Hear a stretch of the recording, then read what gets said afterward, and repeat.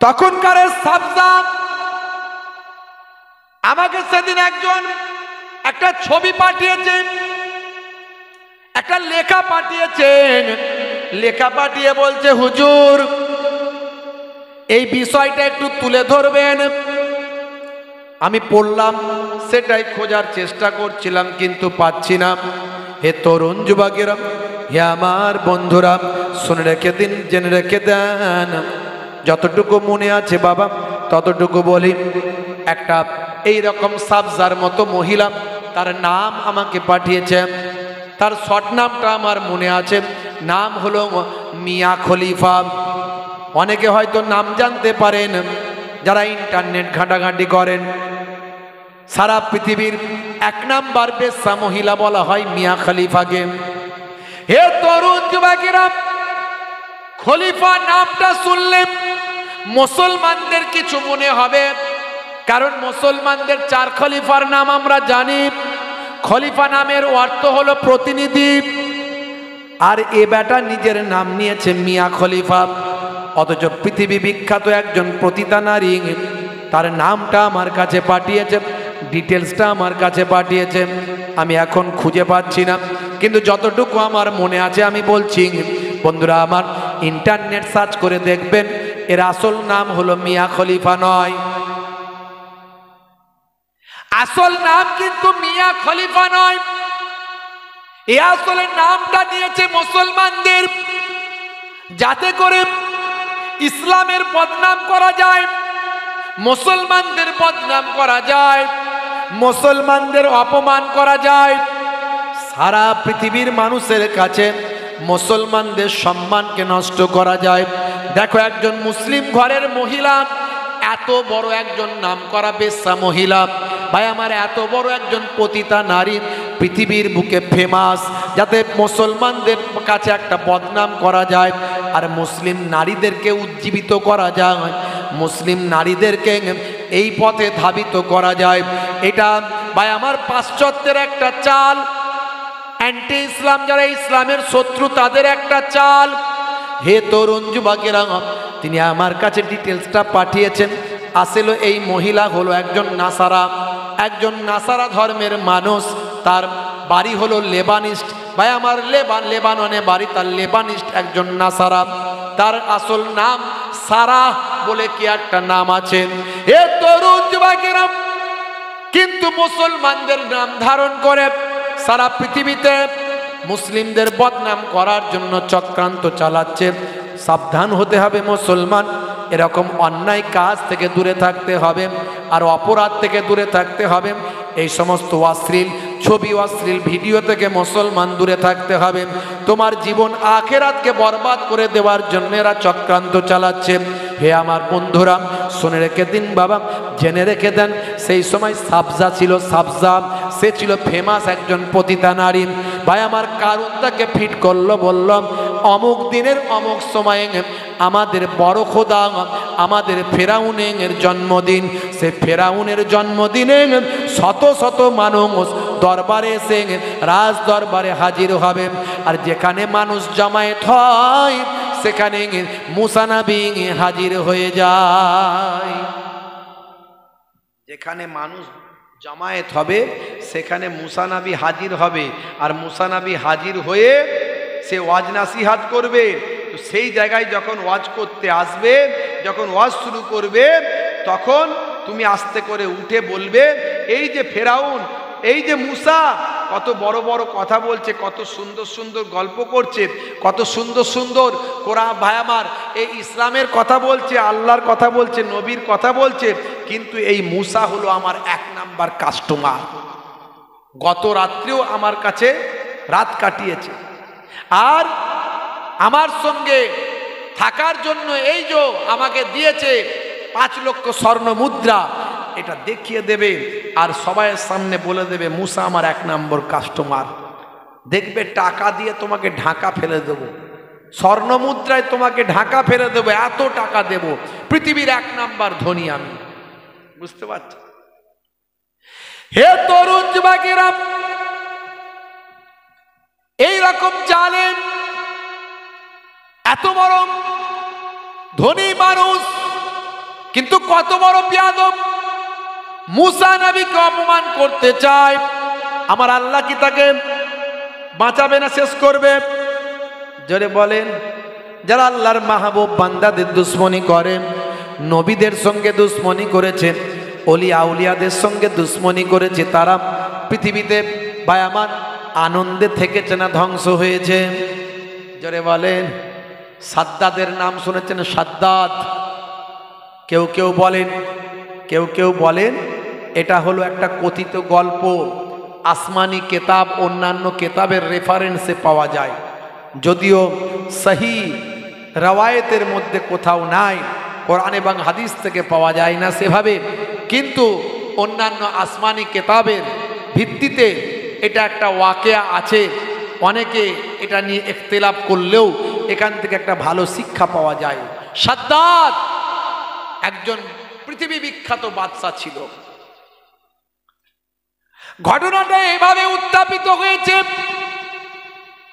হে তরুণ যুবকেরা, একসময় আল্লাহ রাব্বুল আলামিন আজরাইল ফারিস্তাকে বললেন, হে আজরাইল, এত মানুষের প্রাণ হরণ করেছ, কারো প্রাণ হরণ করতে কি তোমার কষ্ট হয়েছে? এত মানুষের রূহ তুমি কবজ করেছ, কারো রূহ কবজ করতে কি তোমার কষ্ট হয়েছে? আজরাইল ফারিস্তা বলেছিল, আল্লাহ, দুইজনের রূহ কবজ করতে আমার বড় কষ্ট হয়েছে। কোন দুইজন? বলে, আল্লাহ, সমুদ্রের উপর দিয়ে একটা জাহাজ ভেসে যাচ্ছিল, এমন সময় প্রচণ্ড ঝড় ঝটিকা শুরু হয়ে গেল, জাহাজ টলতে লাগলো, দুলতে লাগলো, এক সময় প্রচণ্ড ঝড়ের কারণে জাহাজটা ডুবে গেল, জাহাজের সমস্ত মানুষ মারা গেল। ওই জাহাজে ছিল একজন মহিলা, সে ছিল গর্ভবতী, প্রেগনেন্ট। সেই মহিলাকে তুমি বাঁচালে মাবুদ, জাহাজের একটা পাটা, জাহাজের একটা তক্তায় তুমি তাকে তুলে দিলে, সেই জাহাজের তক্তায় মহাসমুদ্রের বুকে সে ভাসতে লাগলো। বহু সময় এভাবে কাটতে লাগলো, সে চেষ্টা করতে লাগলো কিভাবে ভাই আমার আর দিকে, কিভাবে পারের দিকে আসতে পারে। এমন সময় মাঝ সমুদ্রে আছে, সমুদ্রের কিনারা খুঁজে পাওয়া যায় না। সেই সময় গর্ভবতী মহিলার তুমি বাচ্চা দান করলে, সেই বাচ্চাটা ওই তক্তের উপর জন্ম হলো। এই বাচ্চার জন্মের পরে তুমি আমাকে হুকুম করলে, হে আজরাইল, এবার যাও ওই মাকে গিয়ে মায়ের রুহটা বের করে নাও। আমার মাবুদ আল্লাহ, ওই মায়ের রুহটা বের করতে আমি আজরাইলের মনে বড় কষ্ট হয়েছিল। আমি আজরাইল খুব কঠিন হৃদয়ের, আপনার হুকুম ছাড়া অন্য কিছু বুঝি না, কিন্তু তারপর আমার দুটো রূহ বের করতে বড় কষ্ট হয়েছিল। আর কোনটা কষ্ট হয়েছিল? হযরতে আজরাইল ফারিস্তা বলেছিলেন, আল্লাহ, তোমার নবীর কাছ থেকে হেদায়েতের বাণী গ্রহণ না করে, তোমার নবী হেদায়েত হতে বলেছিল, তোমার নবী তোমাকে মানার কথা বলেছিল, তোমার নবী তার সুন্নতের কথা বলেছিল, তোমার নবী ন্যায় পথে চলার কথা বলেছিল, তোমার নবী জান্নাতের বয়ান দিয়েছিল, তোমার নবী জাহান্নামের বয়ান দিয়েছিল।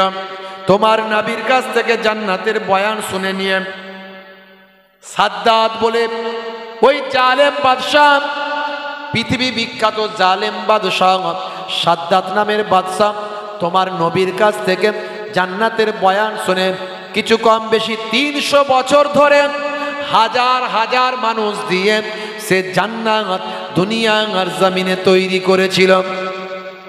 মণিমুক্তা খচিত স্বর্ণ রৌপ্য দিয়ে বা আমার ইট দিয়ে গেতে গেতে জান্নাত তৈরি হয়েছিল, হুর গেলমান দিয়ে জান্নাত সাজানো হয়েছিল, নহর তৈরি করা হয়েছিল, দুধের নহর, মধুর নহর তৈরি করা হয়েছিল। জান্নাতের ভিতরে এমন কিছু নাই যে সেখানে রাখা হয়নি, নকল জান্নাত তৈরি করেছিল সাদ্দাত। 300 বছর ধরে জান্নাত তৈরি করার পরে যখন সাদ্দাত জান্নাত উদ্বোধন করতে যাবে, প্রথম জান্নাতে ঢুকবে, জান্নাতের দরজা আর চৌকাটে একটা পা রেখেছে আর একটা পা ভিতরে দেবে। তখন তুমি বললে আজরাইল যাও যাও ওই সাদ্দাদের রুহটা বের করে নাও।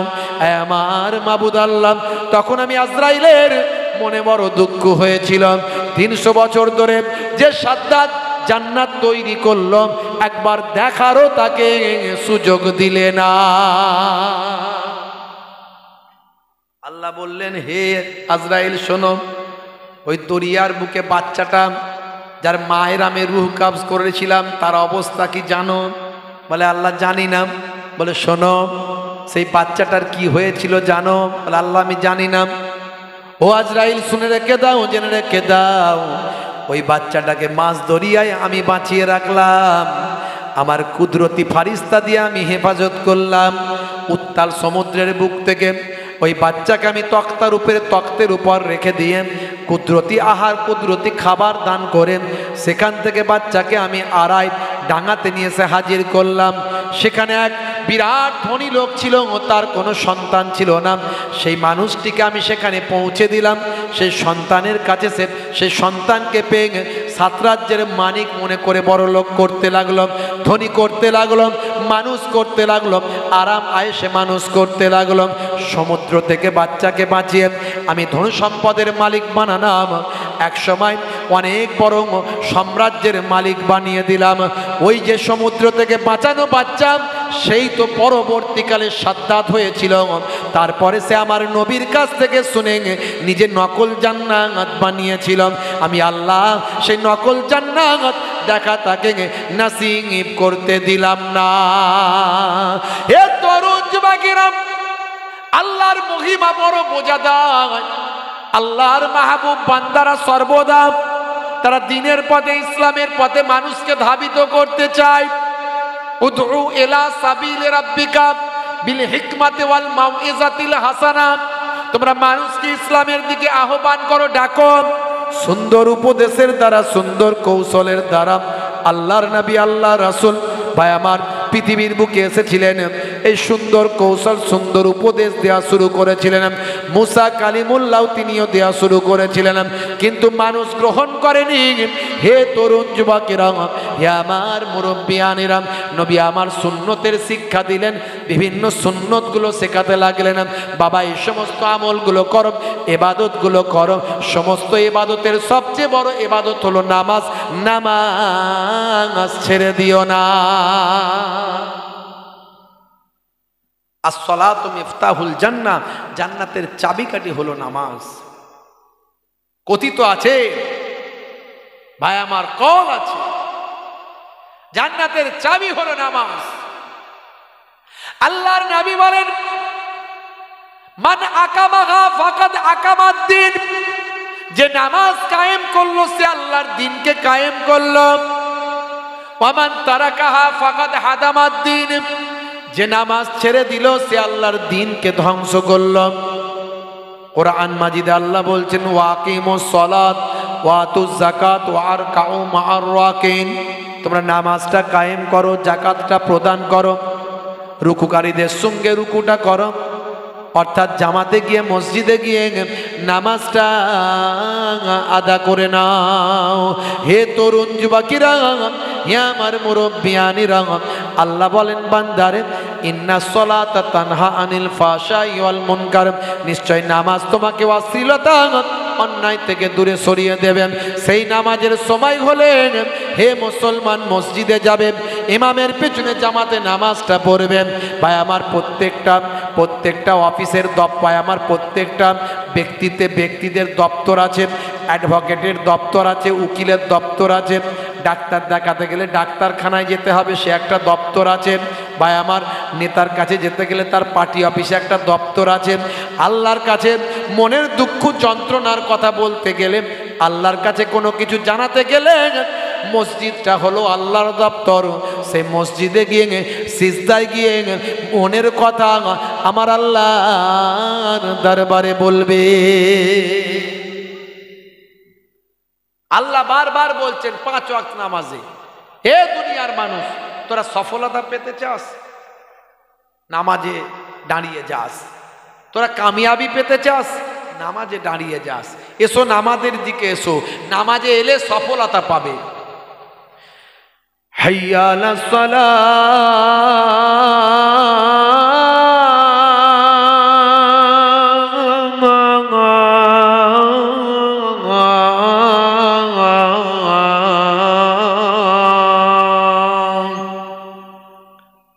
এসো নামাজের দিকে এসো। এলে কি হবে? কি হবে এলে? হাইয়া আলাল ফালাহ।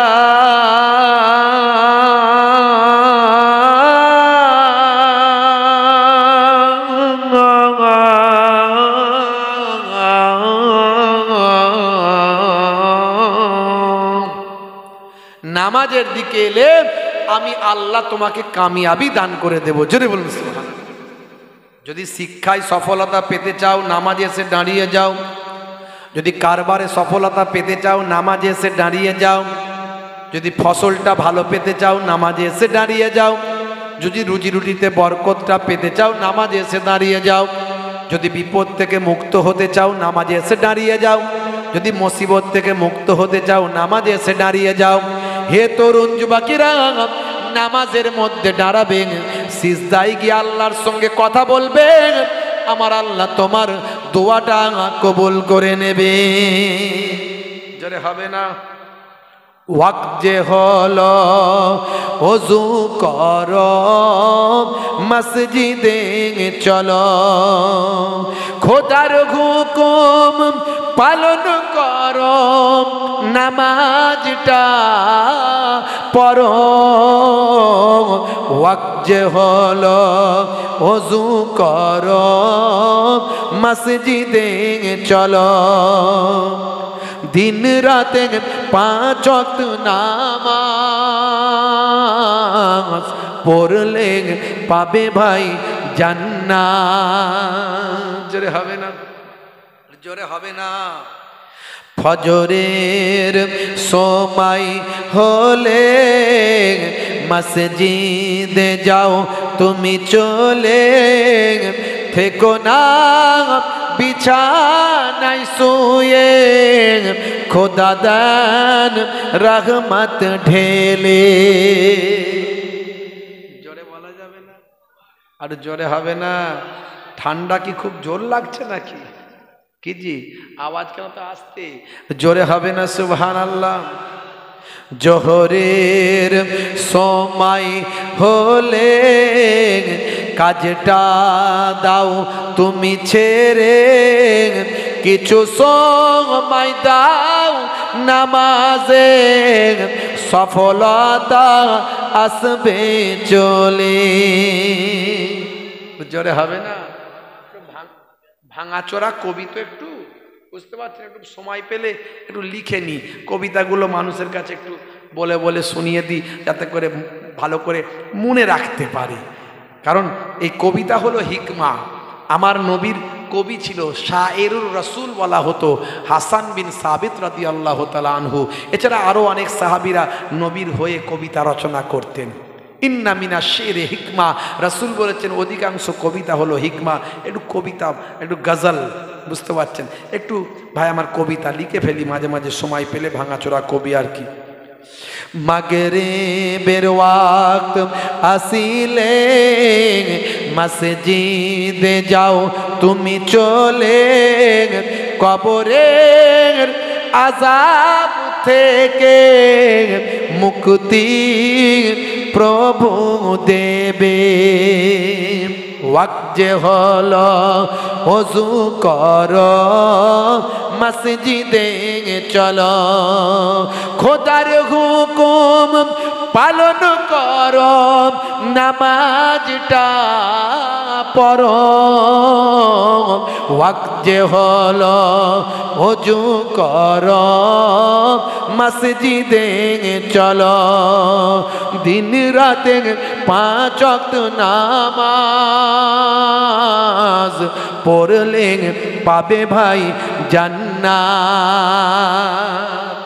জোরে হবে না? জোরে হবে না? দরুদ শরীফ আল্লাহুম্মা সাল্লি আলা